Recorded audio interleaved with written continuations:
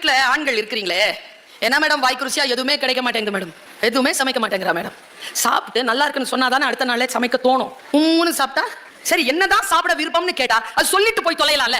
உங்களுக்கு தெரியுமா சமைக்கிறதை விட கஷ்டம் என்ன சமைக்கிறதுன்னு யோசிக்கிறதுங்கிறது எந்த ஆம்பளைக்காவது தெரியுமா? என்னதான் பிடிக்கும்னு சொல்லி தொலைஞ்சிட்டு போங்களேன், நாங்க சமைச்சு தான் வைக்கிறோமே. அதுவும் பக்கத்து வீட்டுல இருந்து வாங்கி வச்சா மட்டும் ஐயோ சூப்பரா இருக்குது இன்னைக்கு என்னன்னு சொல்லி வேற வெறுப்பேத்துறது. ரசிகன் இருக்கின்ற இடத்தில் கலைஞனுக்கு வேலை இருந்து கொண்டே இருக்கும். உயிர் இருக்கிற எல்லாருக்குமே அந்த உயிருக்குள்ளாக ஒரு பொறி இருக்கிறது, ஒரு ஸ்பார்க்.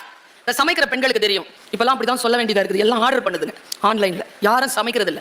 சமைக்கிற பெண்களுக்கு தெரியும், ஆண்களுக்கும் தெரியும். இந்த கேஸ் லைட்டர்ல நெருப்பு வருமா, என்ன வரும்? ஸ்பார்க் தான் வரும். அந்த பர்னர்ல இந்த வெளியில வரது நீங்க ஆன் பண்ண உடனே நெருப்பா இல்ல கேஸ் தான். இந்த ஸ்பார்க் அடிச்ச உடனே என்ன ஆகும்? ஸ்டவ் இப்படி பத்திக்கும்ல. நம்முடைய மனசுல இருக்கிற ஸ்பார்க் அடிச்சதா நம்ம வாழ்க்கை அப்படி பத்திக்கும். அவள் உங்களுக்காகவே இருக்கக்கூடியவள், உங்களுக்காகவே வாழக்கூடியவள். நான் சொல்லட்டுமா, அம்மா அப்பாவை மட்டும் விட்டுட்டு வரல, குலச்சாமியை கூட சாதியை கூட விட்டுட்டு உங்களோட வரா. நீங்க எதுவாக இருக்கிறீர்களோ அதுவாக தன்னை மாற்றிக்கொள்கிறாள். தன் தகப்பன் தாய் இறந்தாலும் கூட அவள் கோயிலுக்கு போகாமல் எல்லாம் இருப்பதில்லை. அவள் உங்களோடையே வாழ்ந்து உங்களுக்காகவே அவள் இருக்கிறாள் என்றால் அவளை புரிந்து கொள்ளுங்கள்.